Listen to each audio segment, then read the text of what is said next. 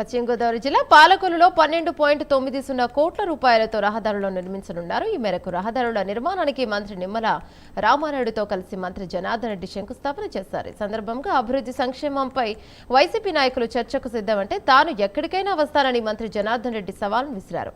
తాను మంత్రిగా బాధ్యతను చేపట్టిన నాటికి రాష్ట్రంలో 27,000 కిలోమీటర్ల మేర రోడ్డు నడవలేని దుస్థితిలో ఉన్నాయన్నారు. ఇక కూటమి ప్రభుత్వ హయాంలో జరుగుతున్న అభివృద్ధిని ప్రజలు గమనించాలని, వచ్చే ఎన్నికల్లో గెలిపించాలని మంత్రి నిమ్మల కోరారు.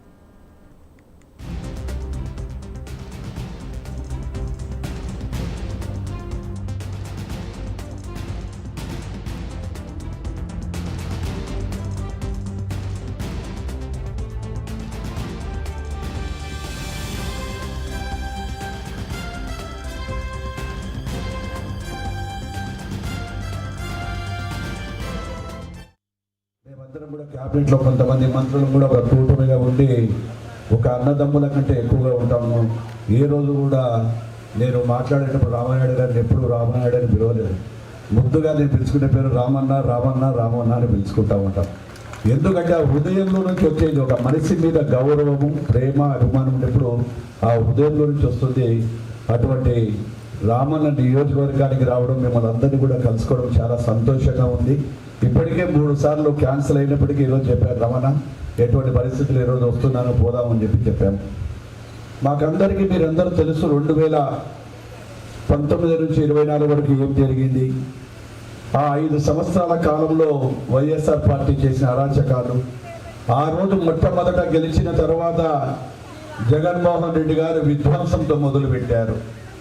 ఆనాటి విధ్వంసంతో మొదలుపెట్టి తెలుగుదేశం పార్టీ కార్యకర్తల మీద, నాయకుల మీద, వారి అభిమానుల మీద అనేకమైనటువంటి అక్రమ కేసులు పెట్టడం జరిగింది. అందులో భాగంగా ఎంతో మందిని వర్గంలో శ్రమదేవిని చెక్కాల నుండి పిల్లపూడిపాలెం వరకు, అదేవిధంగా పాలకొల్లు మండలం పోలపల్లి దగ్గర నుంచి పాలకొల్లు దేశాలమ్మ గుడి వద్ద వరకు, అదేవిధంగా పాలకొల్లు బైపాస్ రోడ్డు నందు మొత్తం 12,90,00,000 రూపాయల 3 R&B రోడ్ల నిధుల శంకుస్థాపన.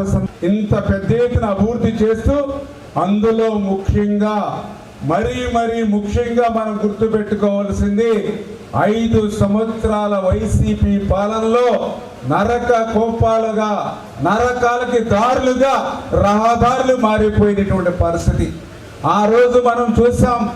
2019-2024 తెలంగాణ నుంచి బయలుదేరి ఆంధ్రప్రదేశ్ రాష్ట్రం వచ్చేటువంటి బస్సులో బతుకుల రోడ్లు ప్రారంభమయ్యాయంటే ఇది ఆంధ్రప్రదేశ్ రాష్ట్రం అని చెప్పి తెలంగాణ నుంచి వచ్చే వాళ్ళు కూడా బోర్డు చూడక్కర్లేకుండా, వేరే వాళ్ళని అడగక్కర్లేకుండా రోడ్లను బట్టి ఏది తెలంగాణ ఏది ఆంధ్రప్రదేశ్ అనేటువంటి చెప్పేటువంటి స్థాయి వర్గంలో